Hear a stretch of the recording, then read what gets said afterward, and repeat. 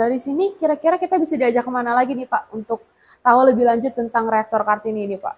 Ya, kita akan ajak nanti kita berada di sini ya, berada di ini reaktornya.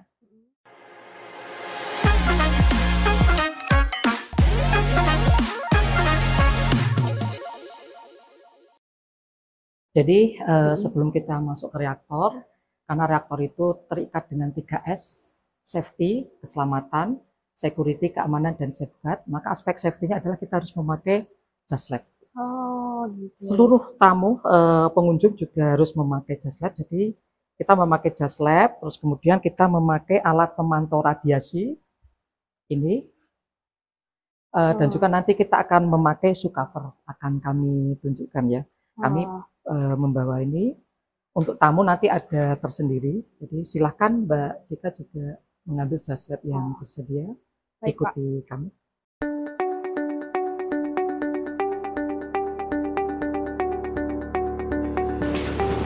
Masuk.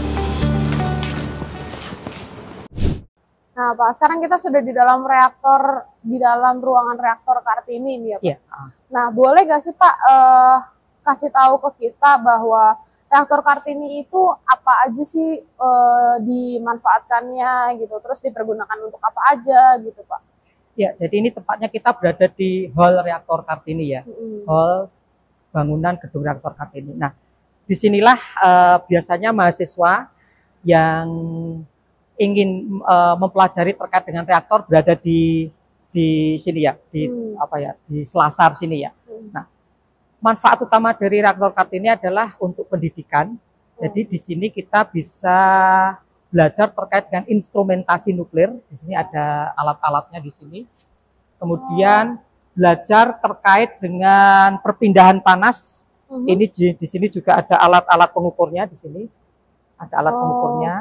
Kemudian belajar terkait dengan fisika medis, radiasi, dan bagaimana pengaruhnya. Ini ada alat untuk menunjukkan apa itu radiasinya. Ini menunjukkan 0 ya, karena memang reaktornya tidak beroperasi. Terus kemudian ada yang terkait orang kimia ini ya. Nah, dengan background kimia mereka ingin mempelajari terkait dengan kimia inti. Maka mereka memasukkan sebuah sampel ke alat ini, dimasukkan ke dalam, terus kemudian nanti diambil lagi, kemudian dilihat spektrumnya, maka dia ini spektrum emas, spektrum besi, tembaga, dan sebagainya. Itu untuk kimia inti. Berarti rata-rata di sini tuh Pak yang datang untuk ke sini untuk belajar, untuk penelitian, dan berarti rata-rata yang datang itu adalah mahasiswa? Ya, jadi sebagian besar memang mahasiswa yang belajar kerja praktek, kemudian mereka praktikum dari fisika, kebanyakan fisika, sebagian kimia, dan sebagian lagi ada teknik mesin, teknik elektro terkait dengan instrumentasi ini. Tapi juga ada sebagian kecil terkait dengan para peneliti. Jadi para peneliti mereka meneliti unsur-unsur ya, peneliti-peneliti lingkungan, mereka memanfaatkan kemampuan reaktor Kartini ini untuk AAN. Jadi analisis aktivasi neutron. Jadi kita menganalisis sampel-sampel lingkungan itu dengan menembakkan neutron di dalam reaktor ini. Akhirnya sampel tadi itu akan keluar, ini ada yang mencemar, itu ada unsur-unsur apa saja, itu akan kelihatan. Itu dari sisi risetnya seperti itu. Oh gitu. Nih maaf ya Pak, saya mau tanya lagi nih. Kalau di nuklir ini nih ya Pak, di bawah sini yang saya lihat kan banyak air nih ya Pak.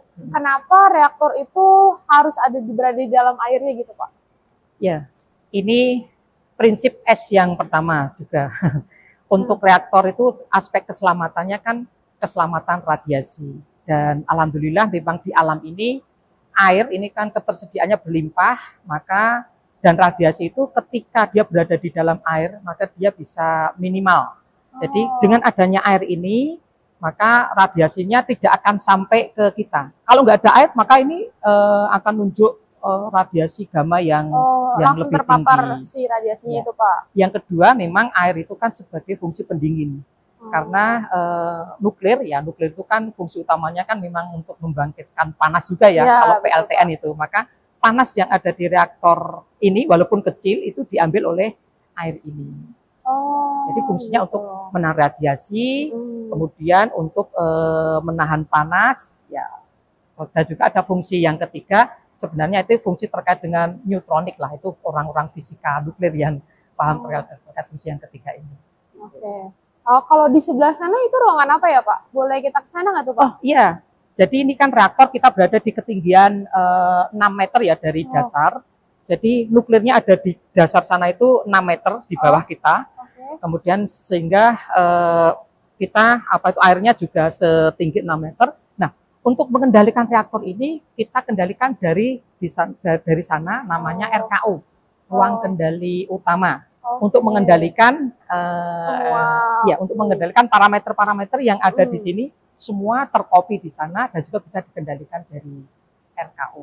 Reaktor ini kan sudah berumur tua ya Pak, sekitar 45 tahun. Ya. Nah, lalu bagaimana nih Pak pengelolaan penuaan terhadap reaktor nuklir Kartini ini tersebut ya Pak?